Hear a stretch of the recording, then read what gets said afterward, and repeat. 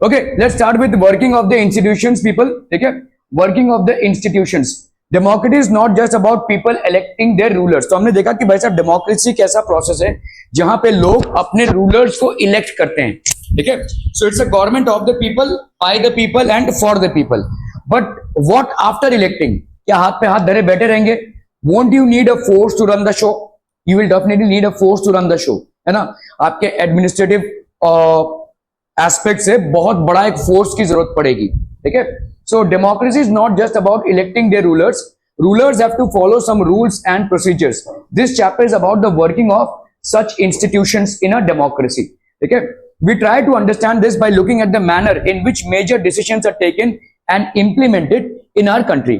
कैसे major decisions हम लेते हैं और कैसे उसको implement करते हैं. ठीक है, so how is a major policy decision taken? कैसे?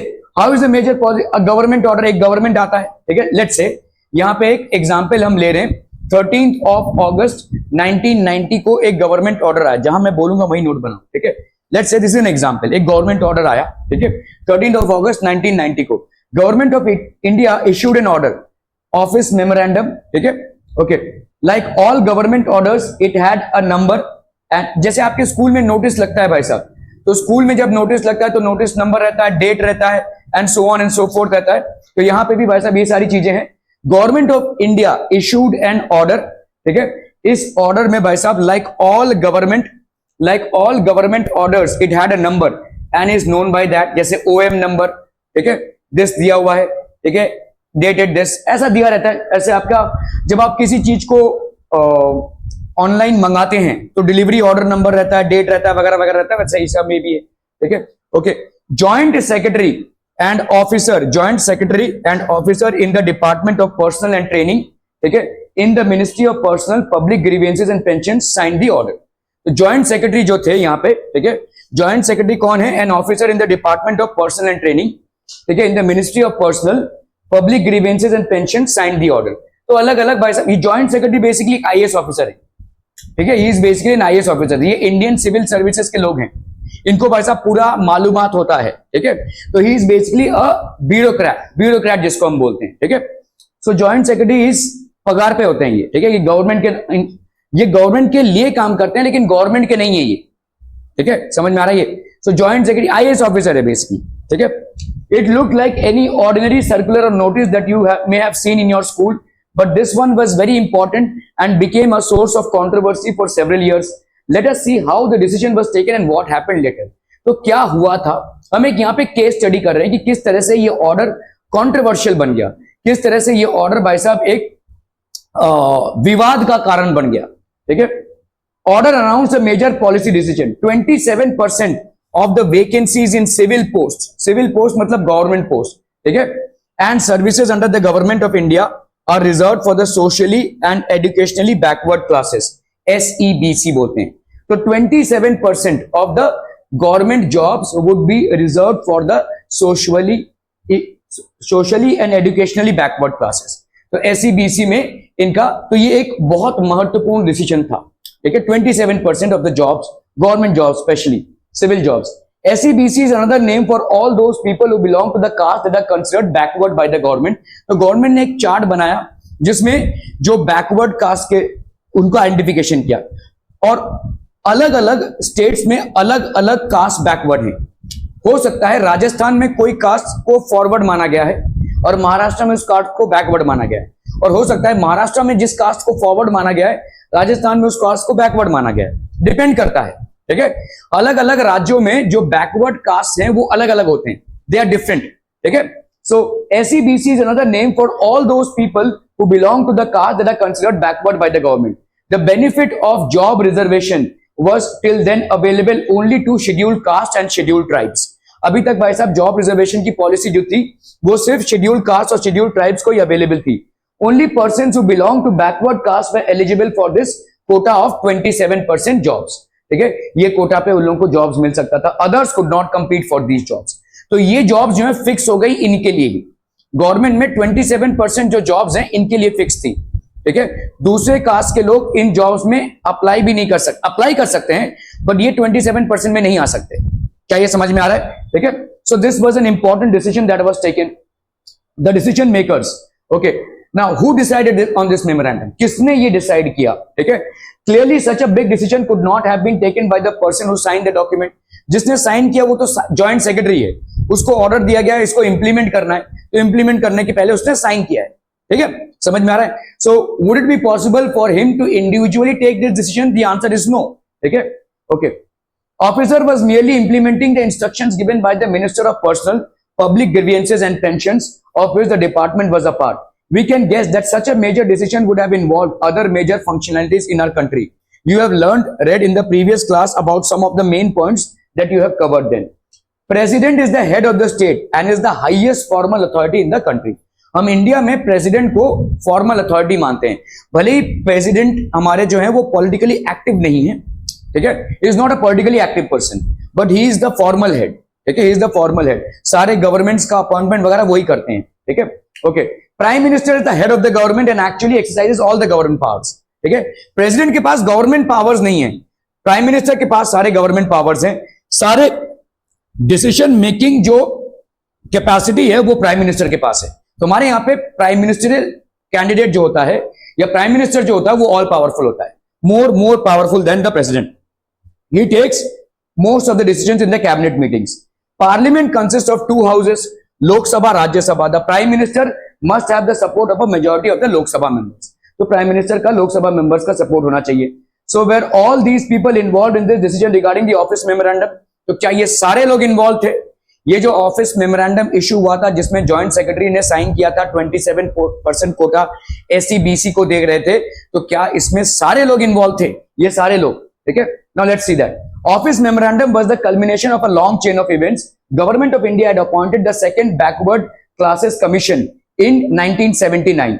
It was headed by BP Mandal. तो ये मंडल कमीशन था, popularly known as the Mandal commission. ठीक है, तो ये मंडल कमीशन हुआ और इन्होंने भाई साहब पूरे एक्सटेंसिवली रिसर्च किया, सर्वे किया. ठीक है, और the commission gave its report इन 1980.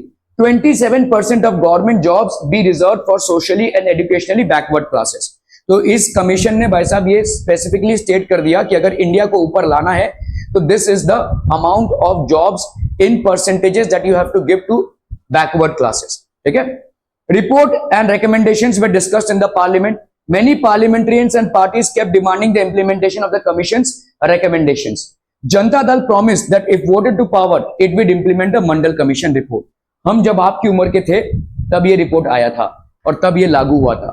तभी जनता दल आया था पावर में और जनता दल के प्राइम मिनिस्टर जो थे वीपी सिंह थे, मिस्टर वीपी सिंह. उन्होंने इसको इंप्लीमेंट किया.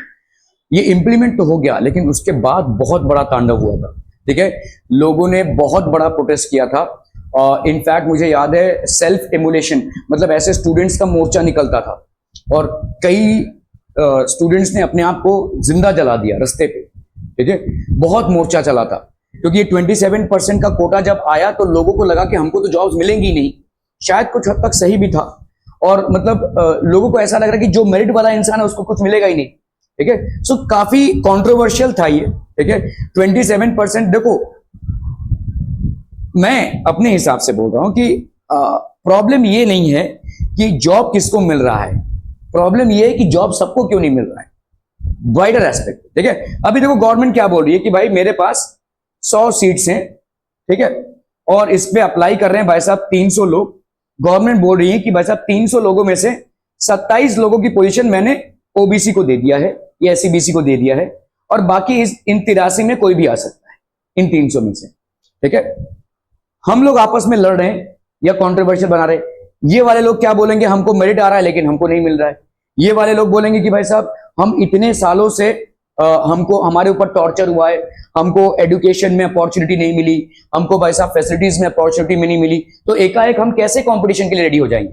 समझ में आ रहा है? ये आपके साथ हम कंपीट करने के लायक ही नहीं बन पाएंगे कभी जब तक आपके सेम प्लेटफॉर्म में नहीं आएंगे. ठीक है, तो दोनों का कहना सही है. ठीक है, तो हम आपस में लड़ रहे हैं, लेकिन प्रॉब्लम यह है कि अभी भी 200 लोग अनएम्प्लॉयड रहेंगे. हाँ, इन 200 में से कुछ यहां के होंगे, कुछ यहां के होंगे, लेकिन मुद्दा यह है कि पहले भी 200 लोग अनएम्प्लॉयड थे, अभी भी 200 लोग अनएम्प्लॉयड ही रहेंगे. ठीक है, इस मंडल कमीशन के आने के पहले भी 200 लोग अनएम्प्लॉयमेंट थे और मंडल कमीशन आने के बाद भी 200 लोग अनएम्प्लॉयड रहे. हाँ, थोड़ा कास्ट डायनेमिक्स आपका चेंज हो गया। ठीक है, सो मुद्दा ये है, बड़े बड़े पैमाने पे मुद्दा यही रहा। ठीक है, हम लड़ रहे हैं कि अरे उनको नहीं मिलना चाहिए, ये वाले बोलेंगे कि उनको नहीं मिलना चाहिए, लेकिन मुद्दा तो ये है कि अभी भी आप में से कुछ और आप में से कुछ मिलाकर 200 लोग ही अनएम्प्लॉयड हैं। क्या ये समझ में आ रहा है? So this was a bigger issue. ठीक है, हाँ, मैंने जो अपनी आंखों के सामने देखा है, मैं कॉलेज से ऐसे साइकिल लेकर, कॉलेज क्या मतलब स्कूल में था तभी, साइकिल लेकर लौट रहा हूं और देख रहा हूं भाई साहब जुलूस जा रहा है, पुलिस ने डंडा मारा चालू किया, लाठी चार्ज चालू किया, ऐसा सब हमने देखा है। ठीक है, सेल्फ इमोलेशन मतलब लोगों ने अपने आप को जलाना चालू कर दिया। तो यंग क्राउड है भाई साहब, इमोशनल क्राउड है। ये जब मंडल कमीशन लागू हुआ, इन्होंने भाई साहब सुसाइड किया रास्ते में, अपने आप को जला दिया। अब ऐसे काफी सारे केसेस हुए। तो उस टाइम पे लगभग 6-7 महीने तक इंडिया में बहुत सारा प्रोटेस्ट हुआ था, गली कुच्चे से लेकर भाई साहब कॉलेजेस में, ज्यादा करके यंग लोगों का इन्वॉल्वमेंट था इसमें। ठीक है, Janata Dal promise that it voted to power, Janata Dal did form the government after this election, और इन्होंने भाई साहब वीपी सिंह, जैसे मैं बोल रहा था आपको, he became the prime minister and he implemented the Mandal commission. ठीक है, इन्होंने मंडल कमीशन को इंप्लीमेंट किया। ठीक है, any question so far people, any question on this one? कौना क्वेश्चन है कि नहीं भाई साहब? अरे बोला जल्दी से। हाँ, वीपी सिंह को सपोर्ट कैसे मिल गया? देखो, प्रोटेस्ट करने से ही आप जीत जाएंगे इसका कोई मतलब नहीं है। देखो, अगर कोई लॉ आया है, यही हम डिस्कस कर रहे हैं कि जॉइंट सेक्रेटरी ने उस पर साइन तो कर दिया। ठीक है, ये आ भी गया भाई साहब, इंप्लीमेंट भी हो गया, तो अभी आपको भाई साहब वो लानी पड़ेगी। जैसे एनईपी लॉन्च हुआ है, नेशनल एजुकेशन पॉलिसी, आप उस पर प्रोटेस्ट करो या ना करो, वो लॉन्च होगा ही। What can you do? मुझे नहीं पसंद है, क्या कर लोगे आप? करो। कल को अगर तुम धरना देकर बैठ जाओगे तो क्या गवर्नमेंट एनईपी चेंज कर देगी? सो ऐसा ही वो लॉ भी आया था। हाँ, इस लॉ में उस टाइम पे देखो, मैं बता रहा हूं लोग प्रोटेस्ट क्यों कर रहे थे। ठीक है, उस टाइम पे प्रोटेस्ट करने का रीजन ये था कि भाई साहब आपका जॉब्स था ही नहीं मार्केट में। ठीक है, उस टाइम पे गवर्नमेंट जॉब्स के लिए लोग मारामारी कर रहे थे। आज की तारीख में भाई साहब आप सोच रहे हैं क्या गवर्नमेंट जॉब के बारे में? शायद कोई इक्का दुक्का सुनतेगा, लेकिन वहां पे उस टाइम पे सब लोग गवर्नमेंट जॉब्स के बारे में ही पहले सोचते थे, क्योंकि प्राइवेट जॉब्स थे ही नहीं, गवर्नमेंट जॉब्स ही एक भरोसा था। अगर खोलना है तो किराने की दुकान पे बैठ जाओ या कहीं पे छोटी मोटी नौकरी कर लो, और कोई नहीं था, और कोई उपाय ही नहीं था। आज की तारीख में ग्लोबलाइजेशन हो गया है, आपके पास कॉर्पोरेट जॉब्स हैं, आपके पास इतना बड़ा सेटअप है, आप भाई साहब गवर्नमेंट जॉब तो कोई नहीं, कुछ नहीं। ठीक है, you don't have to bother, you will get other jobs as well. समझ में आ रहा है? आज आपके पास अपॉर्चुनिटी है। अगर आज हम इस चीज को लॉन्च करें तो शायद कोई प्रोटेस्ट नहीं होगा, क्योंकि लोगों के पास ऑप्शंस हैं। गवर्नमेंट इंजीनियरिंग कॉलेज नहीं मिल रहा है तो प्राइवेट इंजीनियरिंग कॉलेज मिलेगा, गवर्नमेंट मेडिकल कॉलेज नहीं मिल रहा है तो प्राइवेट मेडिकल कॉलेज मिलेगा, पढ़ तो आप लेंगे ही। ठीक है, वैसे ही आपका अगर गवर्नमेंट जॉब नहीं मिल रहा है तो प्राइवेट जॉब मिलेगा, तब आपके पास, आज आपके पास जॉब्स हैं तो आज आप इस चीज को डाइल्यूट हो जाएगा। लेकिन उस टाइम पे ये बहुत भड़क उठे लोग, क्योंकि उस टाइम पे गवर्नमेंट जॉब ही सब कुछ था। हमारी इंडिया की पोजीशन फाइनेंशियली बहुत वीक थी और गवर्नमेंट ही एक ऐसा सेक्टर था जहां पे जॉब्स आपको मिल रहे थे पेंशन के साथ। ठीक है, तो गवर्नमेंट जॉब आपके लिए बहुत इंपॉर्टेंट हुआ करता था और इसीलिए बहुत लोग भड़क गए। Several documents took place after that. The President of India, in the address to the Parliament, announced the intention of the government to implement the recommendations of the Mandal Commission. On 6th of August 1990, the Union Cabinet took a formal decision to implement the recommendations. Next day, Prime Minister VP Singh informed the Parliament about this decision through a statement in both the houses of the Parliament. ठीक है, इन्होंने भाई साहब inform कर दिया। The decision of the Cabinet was sent to the Department of Personnel and Training. उस time पे भाई साहब जैसे हमारा ह्यूमन रिसोर्सेज डेवलपमेंट होता है, उस टाइम पे होता था आपका पर्सनल एंड ट्रेनिंग डिपार्टमेंट। आज की तारीख में हमारा एचआरडी डिपार्टमेंट होता है। The senior officers of the department drafted an order in line with the cabinet decision and took the minister's approval. An officer signed the order on behalf of the union government. ये आपका भाई साहब order, dated order, government का order, dated order, और joint secretary ने इस पे sign कर दिया। ठीक है, तो मतलब ये अभी एक कानून बन गया, दिस बिकेम अ लॉ। ठीक है, so this is how the institutions work. For the next few months, this was the most hotly debated issue in the country. सिर्फ डिबेट का इशू नहीं था, मारामारी का इशू था। ठीक है, it was a very hot issue to be handle. बहुत जगहों पे भाई साहब वायलेंस हुआ। Newspapers and magazines were full of different views and opinions on the issue. लोगों में डिबेट, लोगों में संवाद, मारामारी, पुलिस, लाठीचार्ज, स्टूडेंट्स एजिटेशन, ये सब होता रहा। ठीक है, बहुत बड़े पैमाने पे। It led to widespread protest and counter protest, some of which were violent. कुछ भाई साहब वायलेंट प्रोटेस्ट हुए, मारामारी हुआ भाई साहब, चीजों को जलाया जाने लगा।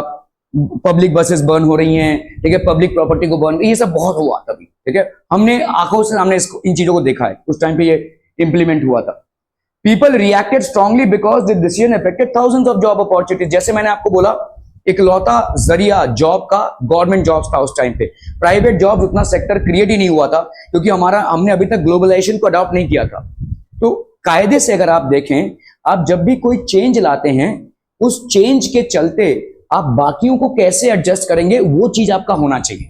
समझ में आ रहा है? जैसे अगर मैंने समझो यहाँ पे बहुत सारे झोपड़पट्टी में लोग रहते हैं, let's say we are talking about a place like Dharavi. अभी अचानक में भाई साहब गवर्नमेंट ने मेमोरेंडम निकालिया, धारावी में बुलडोजर चला दो, सबको भगाओ और बुलडोजर चला दो, raze it to the ground. क्या ये रातों रात हो सकता है? नहीं हो सकता भाई साहब। प्रॉब्लम ये है कि ये इतनी बड़े पॉपुलेशन का जो है वो कहां, उनको रिहैबिलिट कीजिए ना, आप कोई एक अलग जगह दीजिए उनको रहने के लिए, उन सुख सुविधाओं के साथ, फिर रेज डाउन कीजिए। तो गवर्नमेंट ने ये इंप्लीमेंट तो कर दिया, लेकिन जो लोग हैं, अभी आप समझो इस चीज को कि कोई स्टूडेंट है, वो बहुत मेहनत से पढ़ाई कर रहा है, वो 100% पा रहा है, उसको कुछ नहीं मिल रहा है, और कोई स्टूडेंट है उसको फटाक से मिल जा रहा है क्योंकि वो एससी बीसी में बिलोंग करता है, तो will he feel this justified? Obviously not, ठीक है। तो पीपल रिएक्टेड स्ट्रांगली, तो इस तरह से काफी चीज, तो गवर्नमेंट ने कोई दूसरा चीज क्रिएट नहीं किया। Some felt that existence of inequalities among people of different caste in India necessitated job reservations, ठीक है। They felt this would give a fair opportunity to those communities why so far had not adequately been represented in government employment, ठीक है। तो ये भाई साहब जद्दोजहद चलने लगी, ये मारामारी चलने लगी, यहां से चलने लगी।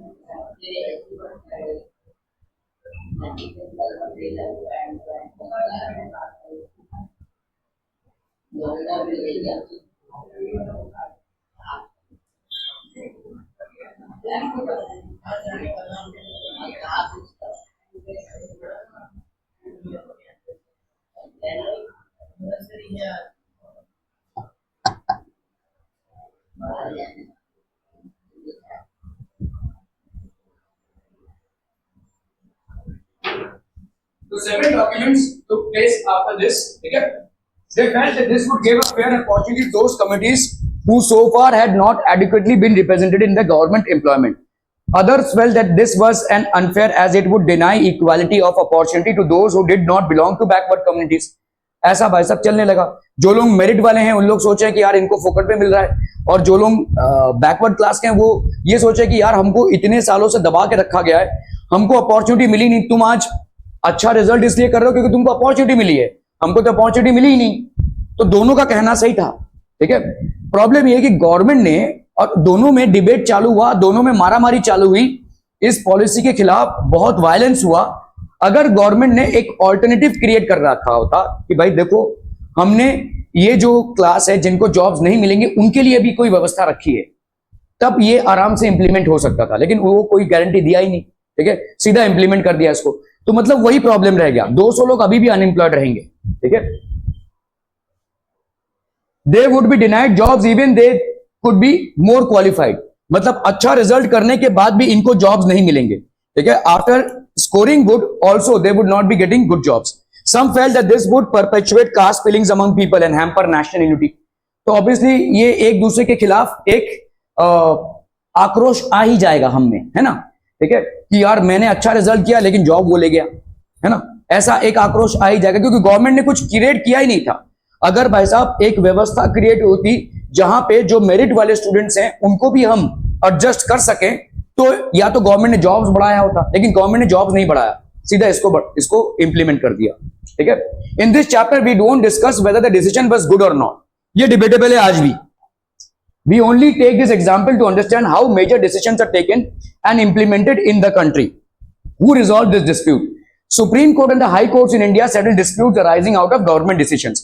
ऐसा नहीं कि गवर्नमेंट डिसीजन फाइनल होता है, अगर गवर्नमेंट ने कोई डिसीजन लिया है लॉ की तरह उसको इंप्लीमेंट करने की कोशिश कर रहे हैं, और अगर पब्लिक कोई भाई साहब प्रोटेस्ट कर रहा है, PIL दर्ज कर सकते हैं उसके अंदर, पब्लिक इंटरेस्ट लिटिगेशन बोलते हैं हम इसको। ठीक है, some persons and associations opposed to this order file a number of cases in the courts, तो कोर्ट्स में केस फाइल हो गए। ठीक है, और they appeal to the courts to declare the order invalid and stop its implementation. The Supreme Court of India bunched all these cases together. These cases was known as Indira Sohani and others versus Union of India case. ठीक है, ये वाला case भाई साहब supreme Court ने लिया। 11 judges of the Supreme Court heard arguments of both sides. By a majority, the Supreme Court judges in 1992 declared that this order of the government was in India was valid. और supreme Court ने ये declare कर दिया कि भाई साहब, क्योंकि supreme court basically कोई भी डिसीजन गवर्नमेंट के प्रेशर में नहीं लेता है, it is independent to take a decision, और इन्होंने वैलिड डिक्लेयर कर दिया। At the same time the supreme Court asked the government to modify its original order. It said that well-to-do persons among the backward classes should be excluded from getting the benefits of reservation. Accordingly, the Department of Personnel and Training issued other office memorandum on September 8, 1993. The dispute thus came to an end. This policy has been followed since then. तो supreme Court ने इसको खारिज कर दिया। तो government ने जब तक ये ऑर्डर लागू किया था तब तक लड़ाई चल रही थी। एक बार केस सुप्रीम कोर्ट में पहुंचा तो सुप्रीम कोर्ट ने बोला भाई साहब आपका जो मंडल कमीशन है वो सही है, और ये ऑर्डर जो रिलीज हुआ ये भी सही है, हमने सारे फैक्ट्स चेक किए हैं, केसेस चले बहुत दिनों तक। फाइनली सुप्रीम कोर्ट ने बोला whatever decision has been taken is right and hence till date this is still applicable. ठीक है, क्लियर है, समझ में आ रहा है? सो दिस इज हाउ, अगर कोई डिसीजन लिया गया है और उसको आप कंटेस्ट कर रहे हैं तो ये सुप्रीम कोर्ट तक भी जा सकता है, गवर्नमेंट के खिलाफ ही क्यों ना हो। ठीक है, सुप्रीम कोर्ट तक जाएगा, लेकिन वहां से भाई साहब अगर डिसीजन आ गया तो उसको आपको मानना ही पड़ेगा। क्लियर है? हाँ बोलिए। बट ये हो गया ना, सुप्रीम कोर्ट से डिसीजन आ गया तो राइट हो गया। अभी आप कुछ दिनों पहले देख रहे थे नीट को लेकर बहुत बवाल चल रहा था, हाँ क्यों बंद हो गया वो? सुप्रीम कोर्ट का डिसीजन आ गया, नहीं जो हुआ है वो सही है, अभी खत्म। आप अगर गौर करेंगे ये सारा जो चल रहा था वो तब तक चला जब तक सुप्रीम कोर्ट से डिसीजन नहीं आया था। Supreme court is all valid ना, क्योंकि सुप्रीम कोर्ट एक independent government, supreme court is not influenced by the government. Supreme court अपना इंडिपेंडेंट डिसीजन ले सकता है और लेता भी है। तो जैसे ही वो उन्होंने बोला कि भाई नहीं ये सही है तो वो सही है, आप वो खत्म हो गया। उसके बाद आपको कुछ दिख रहा है नहीं ना, you are not seeing any agitation as such. ठीक है, तो एक बार मामला सुप्रीम कोर्ट तक पहुंच जाता है, सुप्रीम कोर्ट का डिसीजन फाइनल हो जाता है, वो चाहे फॉर द गवर्नमेंट हो या अगेंस्ट द गवर्नमेंट हो। ठीक है, so that is how the Mandal commission was actually implemented. Any more questions people? Okay, need for political institutions. We have seen one example of how the government works. Governing a country involves various such activities. Government is responsible for ensure to the citizens and providing facilities for education and health to all. ठीक है, it collects taxes and spends the money thus raised on administration, defense and development programs. It formulates and implements several welfare schemes. Some persons have to take decisions on how to go about these activities. Others have to implement these decisions. तो कुछ लोग होते हैं कैसे करना है इसको और दूसरों को implement कराना होता है। जैसे आप इस चीज को समझिए कि आपके स्कूल के प्रिंसिपल ने एक डिसीजन लिया कि आपका भाई साहब ये टर्म एग्जाम जो है इस दिन होगा, है ना, ये उन्होंने डिसीजन लिया। अभी बाकी के टीचर्स को क्या करना पड़ेगा, अपना सिलेबस उसके पहले खत्म कराना पड़ेगा, उसके पहले नोट्स रिलीज करने पड़ेंगे। ठीक है, तो they are implementing on whatever decision has been taken. तो गवर्नमेंट डिसीजन लेती है, लेकिन ये जो इंस्टीट्यूशंस होते हैं they implement the decision of the government.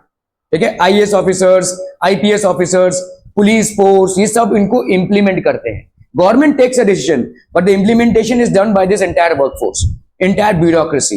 इसी को हम बोलते हैं इंस्टीट्यूशन। ठीक है, क्या ये समझ में आ रहा है? Some person have to take decisions on how to go about these activities, others have to implement these decisions.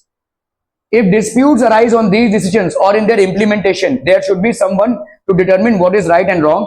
it is important that everyone should know who is responsible for doing what. It is also important that these activities keep taking place even if the persons in key positions change. तो आपका देखो, अगर समझ लीजिए कोई जैसे मंडल commission VP Singh के time पे हुआ था, तभी जनता दल था, अभी तो बीजेपी है सेंट्रल पे, तो क्या अभी भी मंडल कमीशन चालू है? चालू है भाई साहब. So it doesn't matter who is on the top, ठीक है, वो चालू ही रहेगा. ठीक है. So to attend all these tasks, several arrangements are made in all modern democracies. Such arrangements are called institutions. इसको जैसे अगर कोई गवर्नमेंट जॉब है तो उसमें आप कितनों को जॉब दे रहे हैं, इसका भाई साहब पूरा दिखा जाएगा कि हाँ 27% एक्चुअली एससी बीसी को मिला है. ये रिपोर्ट फाइल करनी पड़ेगी आपको. ठीक है. सो अगर की पोजीशन वाले जो लोग हैं वो चेंज भी हो जाए, ठीक है, if the people who are in the key positions, even if they happen to change, still it will continue. The constitution of any country lays down basic rules on the powers and functions of each institution. The prime minister and the cabinet are institutions that take all important policy decisions. The civil servants, ठीक है, ये आपके IAS officers हो गए, IPS officers हो गए, these are known as the civil servants. Working together are responsible for taking steps to implement the minister's decisions. Supreme Court is an institution where disputes between citizens and the government are finally settled. तो Supreme Court में ये finally settle होता है. Can you think of some other institutions? What is their role? Working with institutions is not easy. Institution involves rules and regulations. हर एक institution के अपने rules और regulations होते हैं. ठीक है? Okay. Institution involves meetings, committees and routines. This often leads to delays and complications. तो कभी कभी डिले होता है, कॉम्प्लिकेशन होता है. ठीक है. अच्छा, अगर समझ लीजिए कोई लैंड का प्लॉट है, वहां पे कोई डेवलपमेंट करना चाह रहा है, कोई बिल्डिंग बनाना चाह रहा है, इंडस्ट्री डालना चाह रहा है, फैक्ट्री डालना चाह रहा है, काफी सारे भाई साहब रूल्स होंगे, उन सब में भाई साहब टिक होगा तभी जाकर अप्रूवल होगा, है ना. सो ये सारी चीजें हैं. Therefore dealing with institutions can be frustrating. कभी कभी आपके सरकारी दफ्तरों के चक्कर काटते काटते आप फ्रस्ट्रेट हो जाते हैं. One might feel that it is much better to have one person take all decisions without any rules, procedures and meetings, but that is not the spirit of democracy. Some of the delays and complications introduced by institutions are very useful. कभी कभी जो delay होता है ये अच्छा है, क्योंकि इस दौरान अच्छे से चेकिंग हो रही है सारे फैक्ट्स की. ठीक है. बहुत सारे डिपार्टमेंट्स हैं and all these departments are checking the facts and that is the reason there is a delay. ठीक है. They provide an opportunity for a wider set of people to be consulted in any decision. Institutions make it difficult to have a good decision taken very quickly, but they also make it equally difficult to rush through a bad decision. That is why democratic governments insist on institutions. तो जितने आपके democratic governments हैं, they stress on institutions. इनका institution होना बहुत जरूरी है. They are continuously saying कि भाई साहब institutions होने ही चाहिए. Parliament, ठीक है. Why do we need a parliament? In all democracies, an assembly of elected representatives exercises supreme political authority on behalf of the people. In India, such a national assembly of elected representatives is called the parliament. At the state level, this is called the legislature or legislative assembly. तो आपके parliament दो levels पे होते हैं, एक central level पे होता है और एक होता है आपके स्टेट लेवल पे. सेंट्रल लेवल पे जो होता है उसका क्या है, लोकसभा, राज्यसभा, और आपका भाई साहब जो स्टेट लेवल पे होता है उसको अपन क्या बोलते हैं, विधानसभा एंड विधान परिषद. ठीक है. तो आपका भाई साहब स्टेट लेवल पे इसको अपन क्या बोलते हैं, लेजिस्लेटिव असेंबली बोलते हैं. ठीक है. It is known as the legislative assembly. The name may vary in different countries but such an assembly exist in every democracy. It exercises political authority on behalf of the people in many ways. Parliament is the final authority for making laws in any country. This task of law making और legislation is so crucial that these assemblies are called legislatures. इनको अपन बोलेंगे भाई साहब legislatures. Parliaments all over the world can make new laws, change existing laws or abolish existing laws and make new ones in their place. ये सारी कर सकते हैं. ठीक है. Parliaments क्या कर सकते हैं भाई साहब, they can make new laws, change of existing laws and abolish existing laws and make new ones. तो change कर सकते हैं, नए laws ला सकते हैं, पुराने laws को बैन करके पूरे नए laws ला सकते हैं. ठीक है. Parliaments all over the world exercise some control over those who run the government. तो ये पार्लियामेंट्स भाई साहब उन सारे लोगों पे जो गवर्नमेंट को रन करते हैं, मतलब आईएएस ऑफिसर्स होंगे, आईपीएस ऑफिसर्स होंगे, जो भी आपके गैजेटेड ऑफिसर्स हैं, इनके ऊपर पार्लियामेंट का कंट्रोल रहता है. ठीक है. In some countries like India this control is direct and full. तो मिनिस्टर्स इनको कंट्रोल करते हैं. ठीक है. Those who run the government can take decisions only so long as they enjoy the support of the parliament. Parliament के against कोई IAS officer भी कुछ नहीं कर सकता. तो पार्लियामेंट में गवर्नमेंट जो डिसीजन लेगी उसी डिसीजन के हिसाब से सारे आईएएस ऑफिसर्स को काम करना पड़ेगा. All institutions have to work as per the decisions that have been taken by the parliament. Clear है? Are we clear on this one people? Parliament controls all the money that the governments have. In most countries, the public money can be spent only when the parliament sanctions it. Parliament is the highest form of discussion and debate on public issues and national policy in any country. ठीक है? तो public issue पे ये highest forum है, highest platform है public के मुद्दों के डिस्कशन का और national policy in any country. ठीक है? सारे कंट्रीज में parliament can seek information about any matter. किसी भी मैटर पे वो इंफॉर्मेशन सीख कर सकती है before arriving at a decision.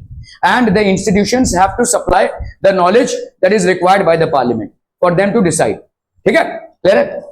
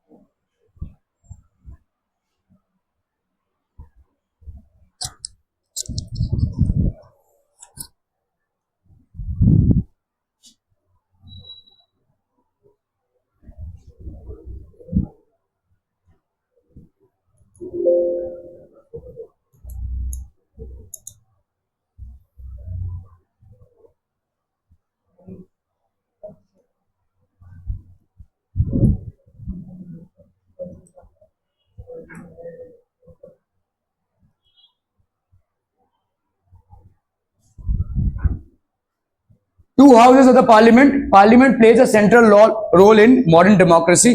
अगर आपका भाई साहब सेंटर में है पार्लियामेंट तो उसके लोकसभा और राज्यसभा हो गया. अगर स्टेट लेवल पे है तो विधानसभा एंड विधान परिषद. तो दो हाउसेज होते ही हैं. Most large countries divide the role and power of the parliament into two parts. ठीक है? They are called the chambers और houses. One house is usually directly elected.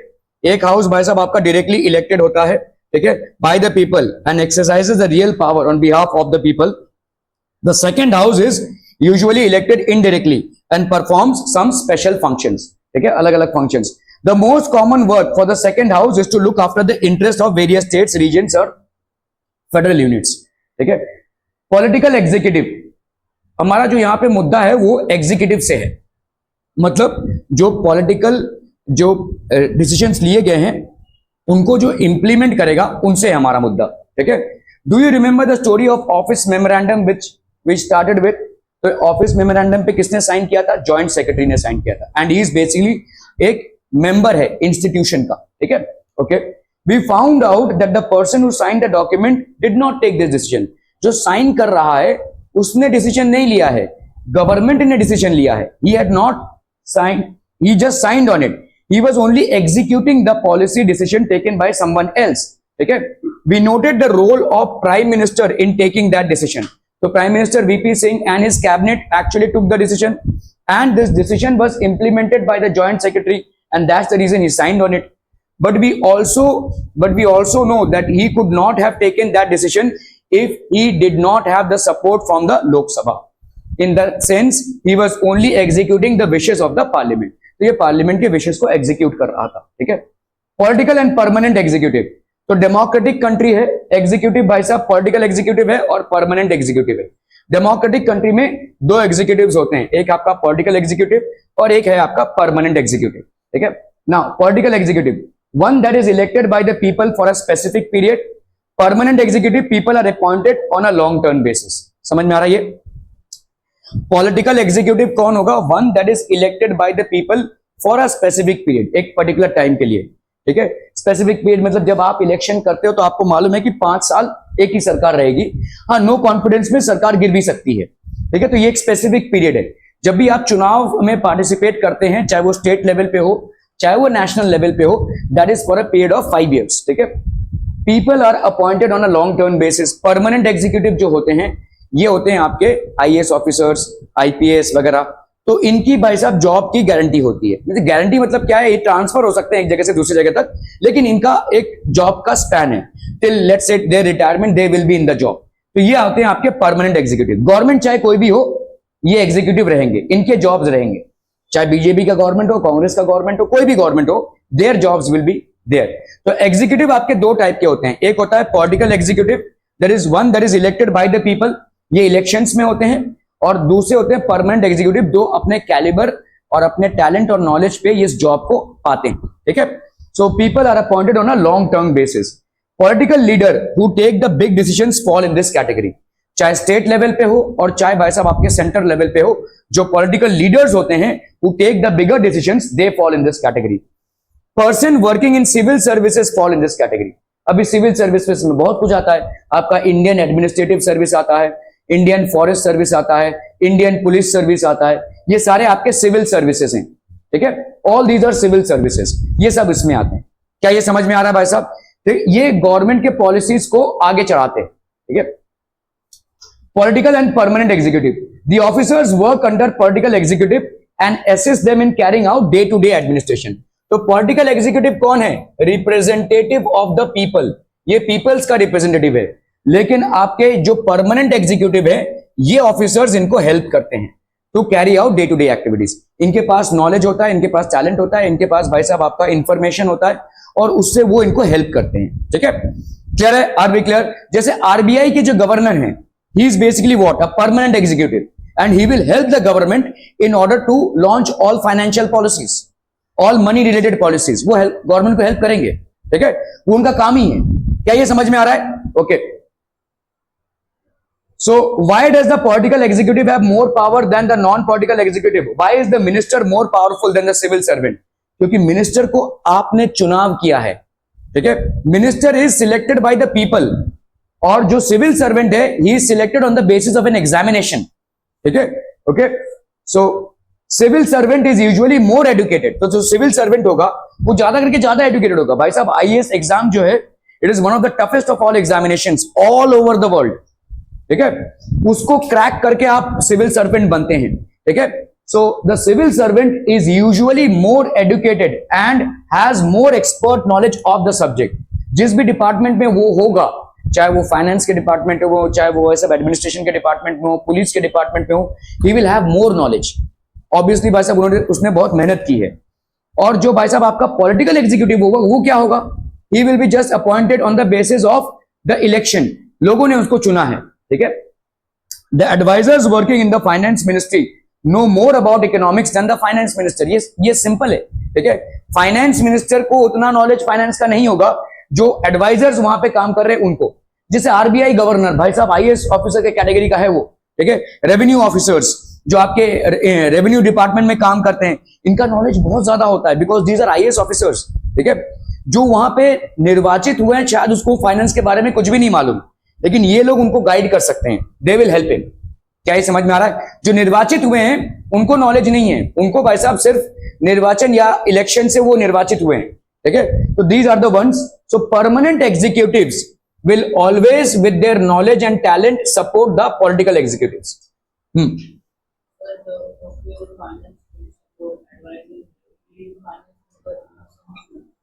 उन्हें फाइनेंस मिनिस्टर नहीं बना सकते। मिनिस्टर आपका इलेक्शन से ही बन सकता है कोई।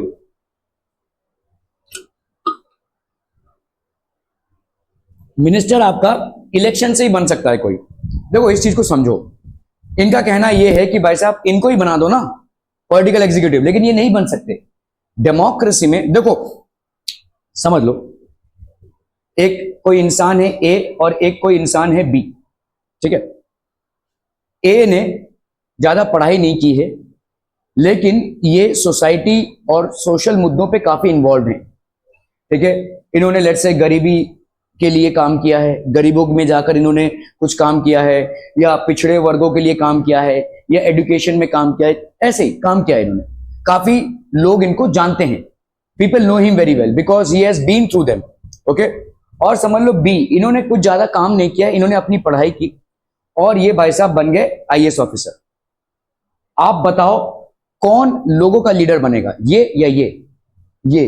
क्योंकि ये ग्राउंड में जाकर इन्होंने काम किया है। हो सकता है इनके पास नॉलेज ना हो सकता है इनके पास पैसा ना हो सकता है इनके पास प्रॉपर टेक्निक्स ना हो, लेकिन इनका इंटेंशन ज्यादा स्ट्रांग है, लोगों की सेवा करने का इनका इंटेंशन ज्यादा स्ट्रांग है। हेंस ही विल बी, अगर दोनों इलेक्शन में खड़े हुए इसको कोई जानता भी नहीं है, इसने अपने स्वार्थ के लिए पढ़ाई, स्वार्थ नहीं बोल सकते चलिए, लेकिन इन्होंने अपने लाइफ को सुधारने के लिए पढ़ाई की है ना, समाज सेवा के लिए पढ़ाई नहीं की है इन्होंने अपने लाइफ को सुधारने के लिए पढ़ाई की है, जो इनका हक बनता है, ठीक है, लेकिन इन्होंने समाज सेवा की है। अगर हम इस पर्सपेक्टिव से देखें तो this is the political executive and this is the permanent executive. तो परमानेंट एग्जीक्यूटिव के मूलभूत में आपका मतलब एकदम जो ओरिजिनलिटी में अगर हम देखेंगे तो उनका तो खुद का स्वार्थ था, भाई लाइफ में स्टैंड करना है, अच्छी नौकरी करनी है, अच्छा कमाना है, ये था उनका स्वार्थ। इनका तो निस्वार्थ था, तो he deserves to be followed more than him. इसीलिए हमारे डेमोक्रेसी में इनको ज्यादा पावर है ना कि इनको। समझ में आ रहा है? Democracy is any which ways a government by election. समझ में आ रहा है? ठीक है, तो गवर्नमेंट बाय इलेक्शन मतलब लोग इनको चुन रहे हैं। People have more faith in this person although people know that. आप देखो भाई साहब, इलेक्शन के टाइम पे आपको सारी चीजें डिक्लेयर करनी पड़ती है। आपका एजुकेशनल क्वालिफिकेशन क्या है, आपके पास पैसा कितना है, प्रॉपर्टी कितना है, ये सब आपको डिक्लेयर करना पड़ेगा। और लोगों के सामने आप एक खुली किताब बन के रह जाओगे, फिर भी लोग आपको सिलेक्ट कर रहे हैं। अगर आप 10th पास हो, ऐसे बहुत सारे आपके मिनिस्टर्स हैं जिनको लोगों ने सिलेक्ट किया है, तो वहां तो लोगों ने कोई भेदभाव नहीं किया, क्योंकि वो लोगों के बीच में शायद ज्यादा पहुंचे हैं ना कि ये। ठीक है, सो अगर आप बोलेंगे कि इनको ही क्यों नहीं ये बना देते हैं, नहीं, ये नहीं हो सकता।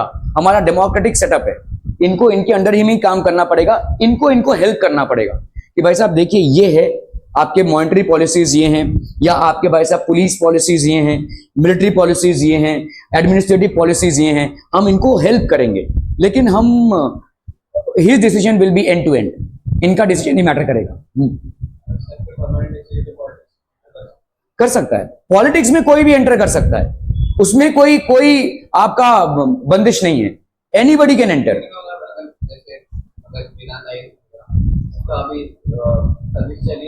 नहीं, वैसे नहीं कर सकते, दोनों आप नहीं कर सकते, आपको सर्विस फिर देना पड़ेगा, then you have to basically forgo your service. जैसे Arvind Kejriwal who was basically chief minister of Delhi, he was an IAS officer, revenue officer थे, तो उन्होंने उस पद को रिजाइन करके उसके बाद he became the CM of Delhi, तो ही वेंट इनटू पॉलिटिक्स। ऐसे बहुत सारे लोग हैं, जैसे आप अगर देखोगे गोवा के जो चीफ मिनिस्टर थे Manohar Parrikar, he was basically an IAS officer, और उन्होंने भाई साहब अपना पोस्ट रिजाइन किया, फिर उन्होंने पॉलिटिक्स में एंट्री नहीं।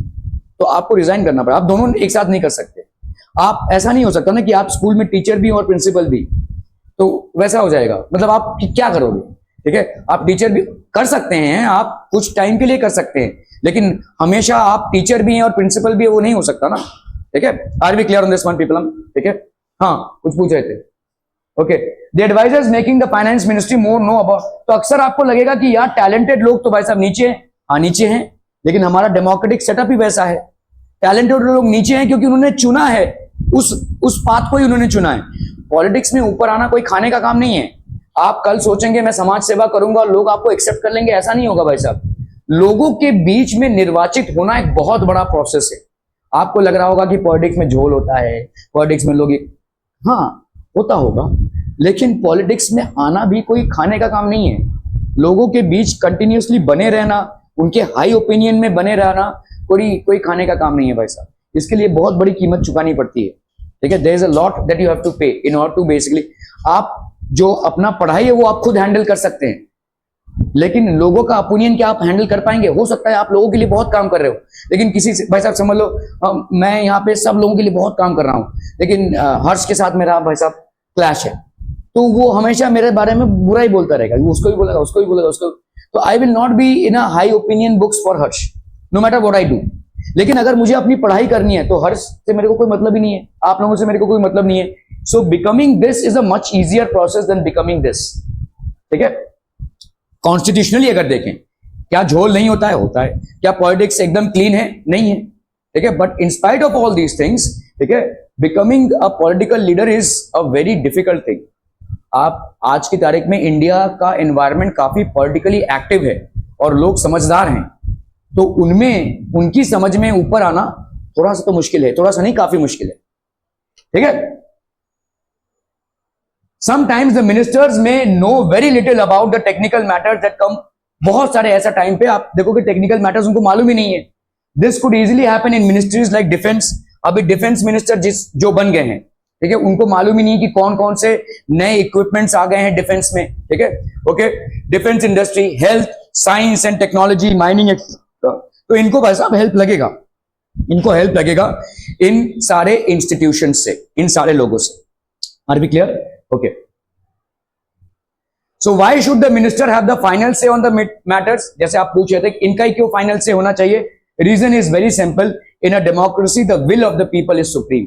लोगों ने इनको चुना है, ठीक है, और डेमोक्रेसी में लोगों का चॉइस सबसे ज्यादा ऊपर रहता है, ठीक है। Democracy means government of the people, by the people, for the people. और वैसे भी लॉजिकली देखो, जो आईएएस ऑफिसर बना है वो स्वार्थ तो उसका था ना, उसने अपनी पढ़ाई करके वो बना है। He wanted a good life, he wanted a high income life, he wanted a life in which people pay respect to him.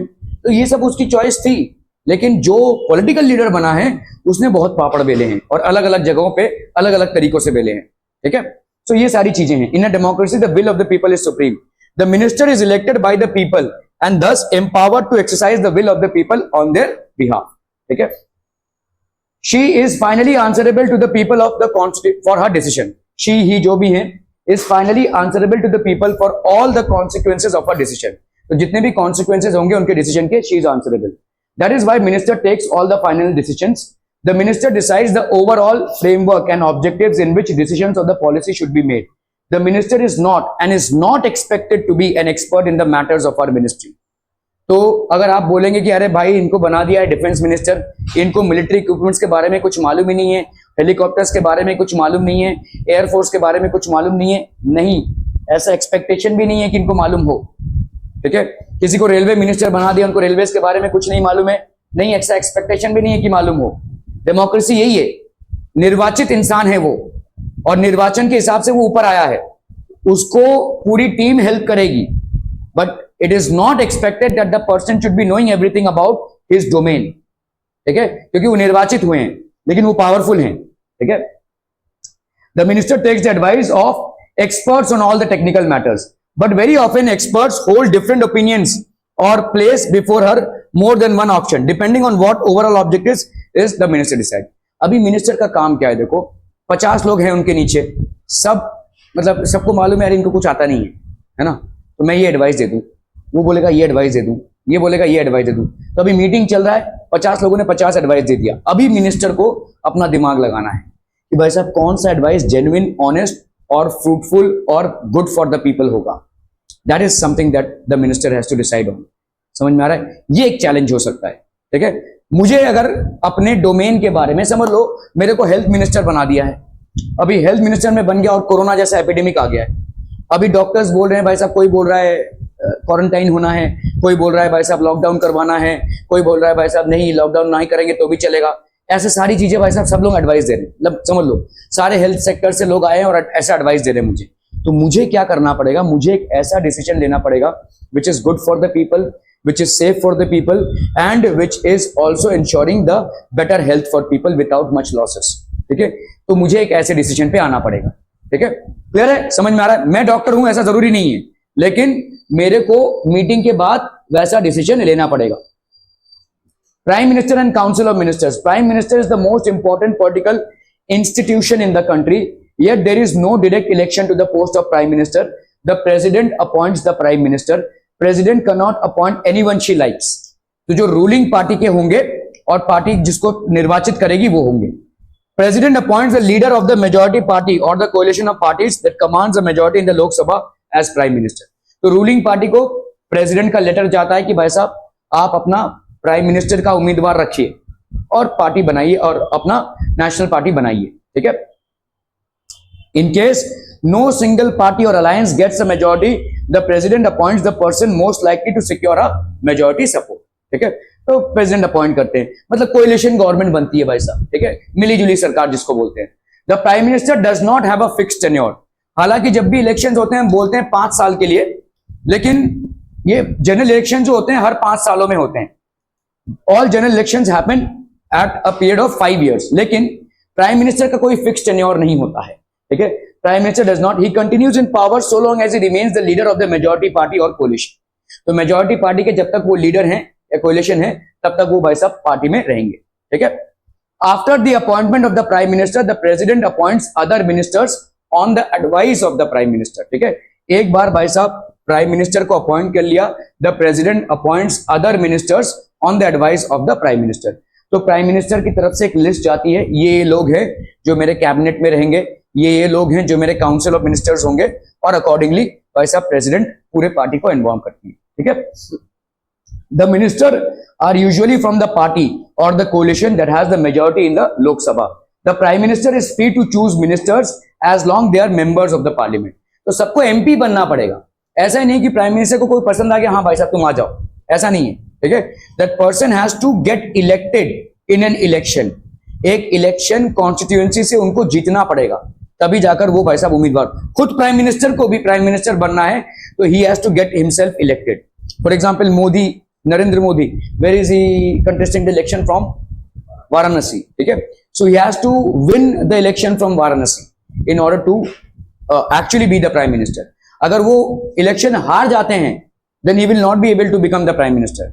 ठीक है, ये तय है, समझ में आ रहा है। ये कुछ लोग दो जगह से लड़ते हैं भाई साहब, जैसे राहुल गांधी ने दो जगह से लड़ा था, एक वायनाड से, एक अमेठी से लड़ा था, अलग अलग ऐसा हो सकता है। ठीक है, दो जगह से भी आप लड़ सकते हैं, कोई दिक्कत नहीं है। Okay, sometimes a person who is not a member of parliament can also become a minister, but such a person has to get elected to one of the houses of the parliament within 6 months। 6 महीने में भाई साहब उनको appoint होना पड़ेगा। क्या ये समझ में आ रहा है? ठीक है, या तो लोकसभा में या तो राज्यसभा में उनको इलेक्ट होना पड़ेगा। क्लियर है? ठीक है, sometimes who is not a member of the parliament, एक ऐसा इंसान जो भाई साहब मेंबर ऑफ पार्लियामेंट नहीं है, ठीक है, वो भाई साहब हो सकते हैं member of parliament, but he has to get himself elected. इसके पहले हमारे प्राइम मिनिस्टर थे मनमोहन सिंह, उनको भी ऐसे ही इलेक्ट किया गया था। ठीक है, अभी जो हमारे एक्सटर्नल अफेयर्स मिनिस्टर हैं, ठीक है, वो भी ऐसे ही अपॉइंट हुए हैं। ठीक है, he was previously a diplomat, now he has been appointed like that. Council of ministers is the official name for the body that includes all the ministers. इसमें सारे मिनिस्टर्स होते हैं। It has usually 60 to 80 ministers of different ranks. अलग अलग ranking के भाई साहब 60 से 80 मिनिस्टर्स होते हैं। ठीक है, Ajit, he is not a minister, he is a bureaucrat. But if he wants, he can get himself appointed as a minister.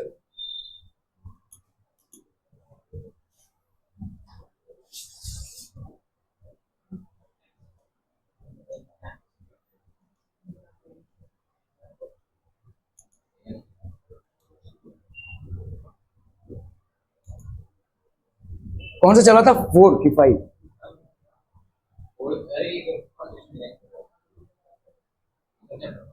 हाँ, अच्छा, ये दूसरा चैप्टर खोल दो क्या? 4 चल रहा था ना।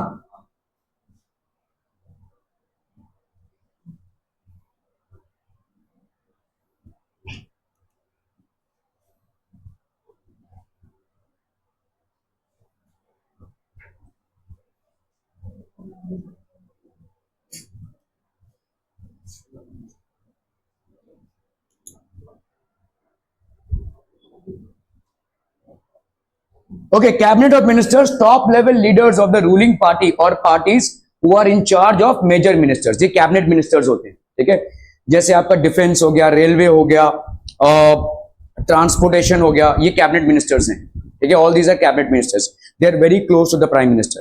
ठीक है, तो टॉप लेवल लीडर्स होते हैं ये। Cabinet ministers made to take decisions in the name of the council of ministers.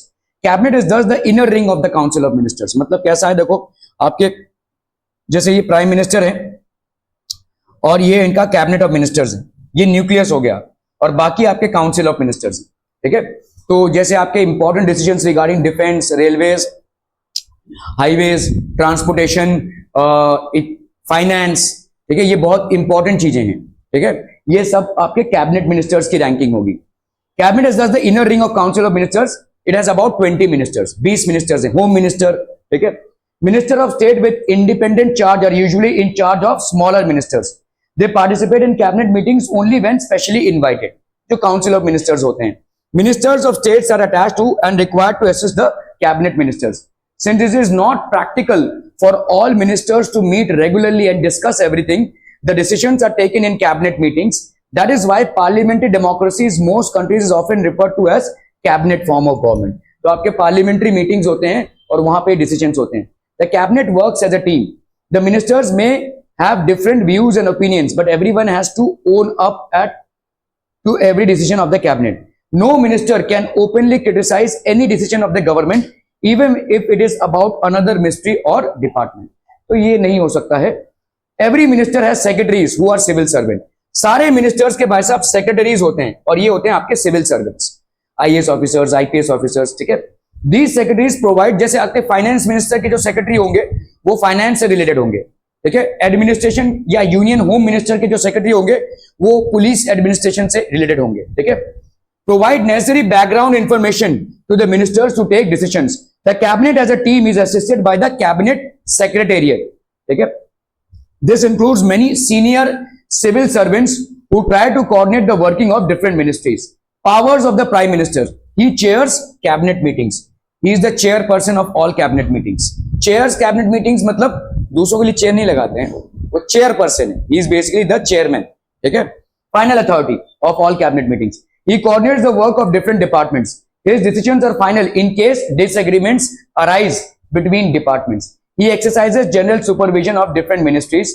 All ministers work under his leadership. Distributes and redistributes work to the ministers. तो ये डिस्ट्रीब्यूट भी करते हैं और redistribute भी करते हैं work to the ministers. He also has the power to dismiss. Minister quits, the entire ministry quits. तो इनका भाई साहब डिसमिसिव पावर है. अगर मिनिस्टर ने क्विट किया तो पूरी मिनिस्ट्री क्विट करेंगे. ठीक है. If the cabinet is the most powerful institution in India, within the cabinet it is the prime minister who is the most powerful. Prime minister controls the cabinet and parliamentary through the party. ठीक है. The media also contributes to this trend by making politics and elections as a competition between top leaders of parties. तो जितने भी top leaders होते हैं आप देखोगे ज्यादा करके अगर हम मीडिया में देखेंगे तो मोदी एंड राहुल गांधी ऐसा बोलेंगे ना, क्योंकि these are the top leaders. तो मीडिया भी टॉप लीडर्स को ही फोकस करती है. ठीक है. Of a particular party. एक पार्टी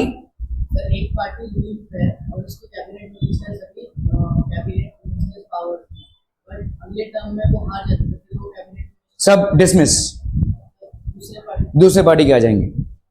हैंड ओवर करना पड़ेगा. They will have to hand over. ठीक है.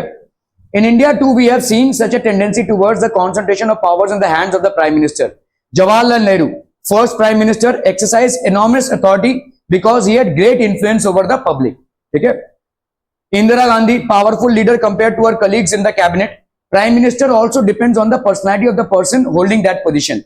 However, in recent years, the rise of coalition politics has imposed certain constraints on the power of the prime minister. देखो, जब आपकी कोalition government होती है, जब आपकी मिली जुली सरकार होती है, तब थोड़ा प्रॉब्लम हो जाता है कि आप ऑल पावरफुल नहीं रह पाते हैं. फिर आपको डिपेंड करना पड़ता है. अच्छा, इसको भाई साहब ये वाला पद चाहिए तो दे दो, वरना ये अपना पार्टी सपोर्ट हटा लेगा. अच्छा, इसको ये वाला पद चाहिए तो दे दो. ठीक है. इसकी ये मांग है अपने कॉन्स्टिट्यूशन के लिए तो उसको पूरा कर दो, वरना ये पार्टी सपोर्ट हटा लेगा. पार्टी सपोर्ट हटा लेगा तो मेरी सरकार ही गिर जाएगी, तब क्या ही मैं कर लूंगा, है ना. तो ऐसे जितने भी कोलिशन गवर्नमेंट्स होते हैं उनका स्मूथ फंक्शनिंग नहीं होता है जनरली. ठीक है. और वो सरकार आज नहीं तो कल गिरी जाएगी. ठीक है. एब्सोल्यूट मेजॉरिटी से अगर आप नहीं जीत रहे हैं तो आपको डिपेंड होना पड़ेगा दूसरे पार्टीज पे, और जब तक आप डिपेंडेंट रहेंगे तब आप all powerful all inclusive decisions नहीं ले पाएंगे. ठीक है. The prime minister of a coalition government can not take decision as he likes. He has to accommodate different groups and factions in his party as well as among alliance partners. Alliance partners मतलब जिनके साथ collision है. He also has to heed to the views and positions of the coalition partners and other parties on whose support the survival of the government depends. ठीक है. तो एकदम एक तरफा डिसीजन ले लेंगे ऐसा नहीं हो सकता. ठीक है. There are certain things that he has to comply on. सारी चीजों को भाई साहब मद्देनजर रखते हुए उसको करना पड़ेगा.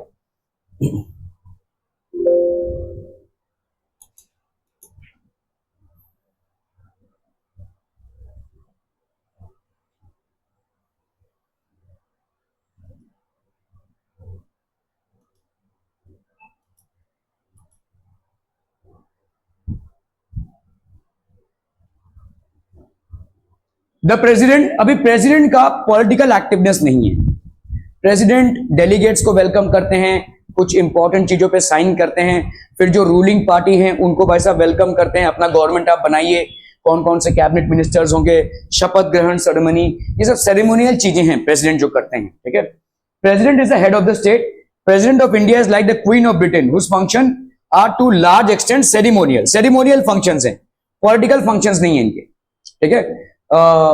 जैसे मीटिंग्स अरेंज करना, डेलीगेट्स को वेलकम करना, सेरेमोनियल फंक्शंस हैं। कोई बाहर से आया तो उनको वेलकम करना, ये सब सेरेमोनियल फंक्शंस है। He is not a politically active figure. Supervises the overall functioning of all political institutions in the country so that they operate in harmony to achieve the objectives of the state. तो एक overall supervision देख रहे हैं कि भाई साहब administrative function कैसा चल रहा है, पुलिस फंक्शन कैसा चल रहा है, एक जस्ट ऊपर से सुपरविजन है। Is not elected directly by the people, ठीक है। The elected members of the parliament, MPs of the elected members of the legislative assemblies elect her, और हम एमपीज और एमएलएज मिलकर प्रेसिडेंट को इलेक्ट करते हैं, ठीक है। हम नहीं करते हैं, don't directly elected by the people. तो प्रेसिडेंट का जो रोल है वो पॉलिटिकली एक्टिव रोल नहीं है, ठीक है, सेरेमोनियल है, मोर और less. A candidate standing for president's post has to get a majority of votes to win the election. और ये कहां से आएंगे भाई साहब? एमपीज और एमएलएज जो हैं, members of parliaments and members of legislative assemblies, मतलब मेंबर्स ऑफ पार्लियामेंट जो आपके पार्लियामेंट में लोकसभा और राज्यसभा में है, और जो आपके लेजिस्लेटिव असेंबली स्टेट असेंबलीज में जो है, वो मिलकर प्रेसिडेंट को चुनते हैं, ठीक है। This ensures that the president can be seen to represent the entire nation. President can never claim the kind of direct popular mandate that the prime minister can. ठीक है, प्रेसिडेंट का कोई इन्वॉल्वमेंट ही नहीं है। हमारे यहां पे prime minister is all powerful in terms of making decisions. President कोई डिसीजन ही नहीं लेता है तो उसका पावर क्या होगा, ठीक है। This ensures that she remains only a nominal executive, एक नॉमिनल एग्जीक्यूटिव है ये, ठीक है। Okay, the same is true for the power of the president. If you casually read the constitution, you would think that there is nothing that she cannot do. All governmental activities take place in the name of the president. तो सारे नाम पे उनके हो रहे हैं, लेकिन उनका कोई पॉलिटिकल एक्टिवनेस नहीं है। वो कोई प्रोटेस्ट भी नहीं करेंगे, कोई मुद्दा भी नहीं लाएंगे, किसी मुद्दे पे विचार भी नहीं करेंगे, उसके फॉर या अगेंस्ट में कोई पॉलिसी भी नहीं लाएंगे, ठीक है। All laws and major policy decisions of the government are issued in her name. हालांकि सारी चीजों पे उनका साइन रहता है, ठीक है, सारी चीजों पे उनका साइन रहता है, सारे लॉज जो हैं वही इंप्लीमेंट करते हैं, ठीक है। All major appointments are made in the name of the president. सारे मेजर अपॉइंटमेंट्स उनके नाम पे होते हैं, the president. These include the appointment of the Chief Justice of India, CJI, ठीक है। चीफ जस्टिस ऑफ इंडिया जो सुप्रीम कोर्ट के चीफ जस्टिस हैं, उनको प्रेसिडेंट अपॉइंट करते हैं। द जजेस of the supreme court, supreme court के जजेस को भी प्रेसिडेंट अपॉइंट करते हैं। And the high courts of the states, the governors of the states, the election commissioners, ambassadors to other countries etcetera, ये सब वैसा प्रेसिडेंट अपॉइंट करते हैं। All international treaties and agreements are made in the name of the president, ठीक है। The president is the supreme commander of the defence forces. ये supreme commander है, मतलब ये क्या है, मतलब बंदूक लेके नीचे उतर जाएंगे? नहीं, सुप्रीम कमांडर मतलब कैसा है, देखो अगर वॉर पे जाना है तो प्राइम मिनिस्टर डिसाइड करेंगे भाई साहब वॉर पे जाना है। कारगिल वॉर हो गया तो प्राइम मिनिस्टर ने डिसाइड कर लिया भाई साहब अभी हमको इसको करना है। प्रेसिडेंट सिर्फ साइनिंग अथॉरिटी है, हाँ जाना है, ठीक है। इज सुप्रीम कमांडर मतलब ये ओवरसी, लेकिन काफी इन्वॉल्वमेंट नहीं रहेगा, ठीक है, साइन वही करेंगे। But we should remember that the president exercises all these powers only on the advice of the council of ministers including the prime minister, ठीक है। The president can ask the council of minister to reconsider its advice. ऐसा बोल सकते हैं कि आप लोग इस डिसीजन पे आने से पहले ठीक से सोच लीजिए, बस इतना ही कर सकते हैं। लेकिन एक बार डिसीजन हो गया तो प्रेसिडेंट को भी इंप्लीमेंट करना पड़ेगा। इज पावरलेस, ठीक है, is a ceremonial head, but if the same advice is given again she has to act accordingly. तो जो काउंसिल ऑफ मिनिस्टर्स होगा उनके साथ ही उनको चलना पड़ेगा। A bill pass by the parliament becomes a law only after the president gives assent to it. तो president sign करते हैं उस पर और वो लॉ बन जाता है। लेकिन ये दोनों हाउसेस में मेजॉरिटी के साथ आना चाहिए और प्रेसिडेंट फाइनल साइनिंग अथॉरिटी होंगे, ठीक है, 2/3 majority. If the president wants she can delay this for some time and send the bill back to the parliament for reconsideration, but if the parliament passes the bill again she has to sign it, ठीक है। तो हो सकता है कि president को लग रहा हो यार बिल ठीक नहीं है, एक बार आप फिर से विचार कर लीजिए, तो उन्होंने बिल वापस किया, लेकिन फिर से अगर बिल सबमिट हुआ है तो उनको साइन करना ही पड़ेगा, ठीक है। और प्रेसिडेंट की अगर नहीं, वो पावर नहीं है उनको साइन करना ही पड़ेगा। शी और he is just the signing authority. आपके पर्सनल ओपिनियंस एक्सप्रेस कर सकते हैं यहाँ, आपके एप्रीहेंशन या फियर एक्सप्रेस कर सकते हैं आप, बट ये नहीं कर सकते हम साइन ही नहीं करेंगे, ऐसा नहीं कर सकते। आपको साइन करना पड़ेगा। अगर 2/3 मेजोरिटी से कोई बिल पास हुआ है पार्लियामेंट में तो उस पर प्रेसिडेंट के हस्ताक्षर होने ही होने हैं। ठीक है, समझ में आ रहा है, वो पास ही होगा। क्लियर है?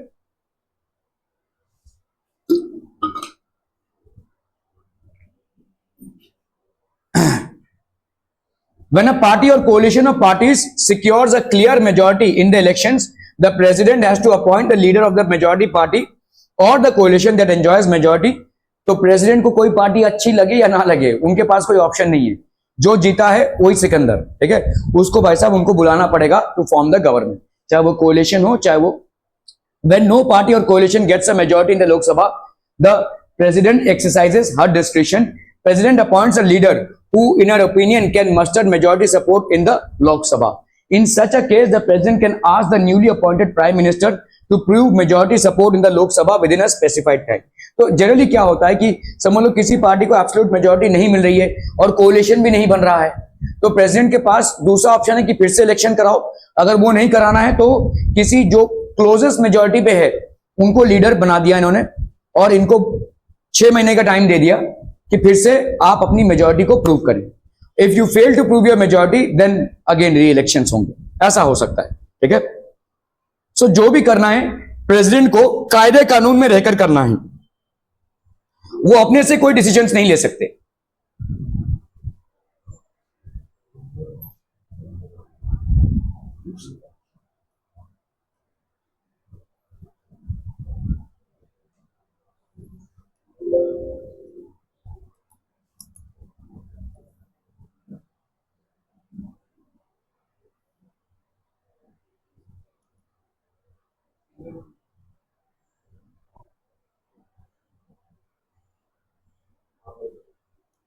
अरे यार,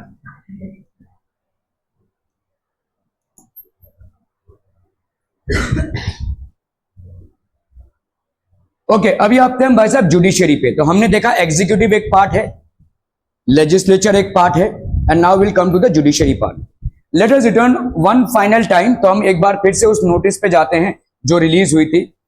this time let us not recall the story but imagine how different the story could have been. Remember the story came to a satisfactory end because the supreme court, ये सेटिस्फैक्टरी एंड पे कब आया?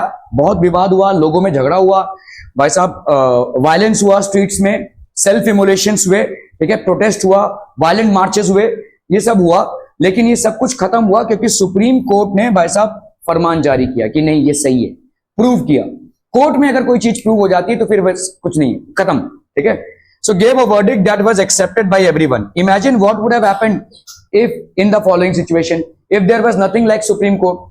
तो भाई साहब सरकार के साथ लोगों की लड़ाई चली रही है, वायलेंस चली रहा है। ठीक है, even if there was a supreme court, if it had no power to judge action on the government, तो गवर्नमेंट पे अगर कोई पावर, क्योंकि आपके जो विंग्स हैं वो 3 इंडिपेंडेंट विंग्स हैं, तो आपका legislature, judiciary and executive, these are 3 independent wings. ठीक है, तो judiciary even if had the power, if no one trusted the supreme court to give a fair verdict, even if it gave a fair judgment, if those who appealed against the government order did not accept the judgment, all the courts at different levels in a country put together are called the judiciary.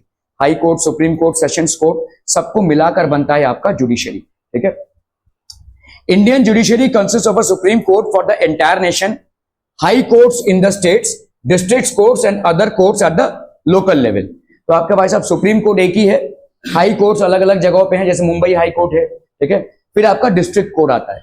ठीक है, district court आता है, sessions court आते हैं। India has an integrated judiciary. Integrated judiciary मतलब कैसा है? सब में जो रूल्स, कायदे कानून है वो सेम है, तो एक इंटीग्रेटेड जुडिशरी सिस्टम है। Supreme court controls the judicial administration in the country, its decisions are binding on all the other courts of the country. तो सुप्रीम कोर्ट जो डिसीजन लेता है वो बाइंडिंग है on all the other courts of the country. It can take up any dispute, कोई भी dispute को ले सकता है, between citizens of the country, between citizens and government, between 2 और मोर स्टेट गवर्नमेंट्स। ये सारी चीजों को सुप्रीम कोर्ट डिसाइड कर सकता है।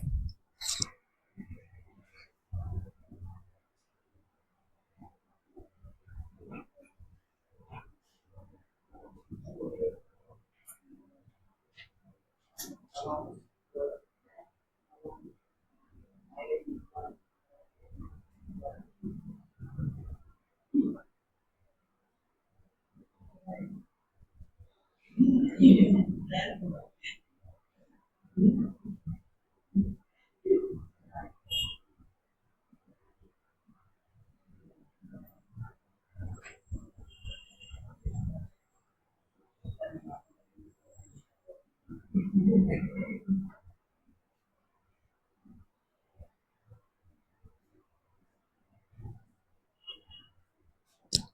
so between two or more state governments, Supreme Court between the citizens of the country, between citizens and the government, between two or more state governments, between governments at the union and state level, इन सारे मुद्दों पे supreme court decide कर सकती है. ठीक है. Supreme court has decisive powers on all these. ठीक है. Highest court of appeal in civil and criminal cases, इससे बड़ा और कोई कोर्ट नहीं है इंडिया में.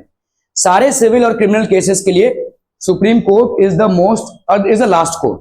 It can hear appeals against the decisions of the high courts.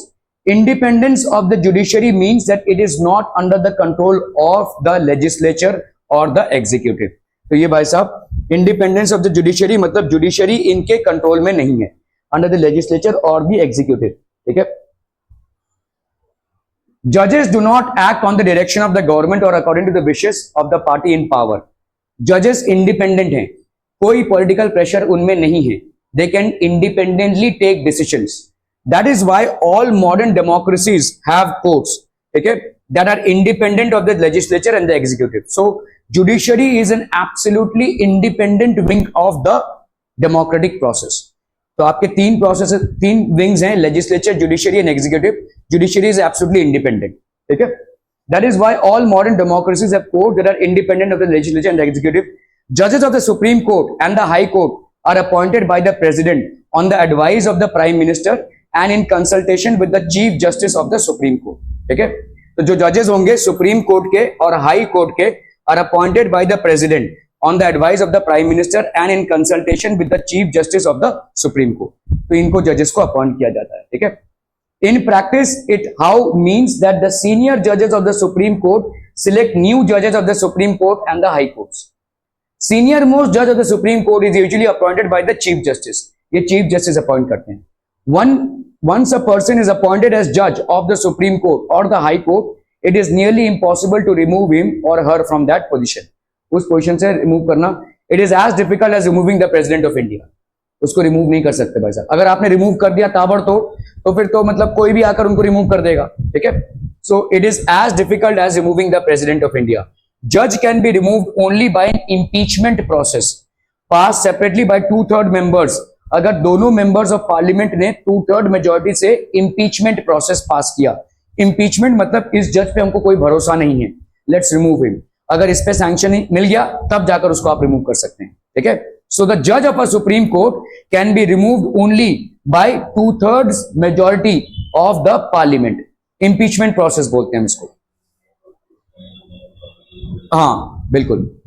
तो ये बहुत मुश्किल है, ये होगा ही नहीं क्योंकि इनका दायरा ये कानून के तहत काम करते हैं ना, इनको कानून मालूम है.